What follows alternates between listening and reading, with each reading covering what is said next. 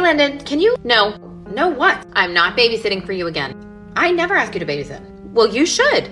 I don't get to spend enough time with my grandbabies. You never invite me over. Okay, well, I'm calling because I'm hosting Thanksgiving and Mark said I should call and invite you as well. Okay, yeah, that won't work for me. Okay. You can't make it? Yeah, that's a no. Okay, thanks for letting me know. Bye. Brittany, I just spoke with my baby Mark and he said you were out getting stuff for the Thanksgiving you're hosting. Yeah, and why is that? I told you we couldn't make it. I know that. Then why are you still hosting?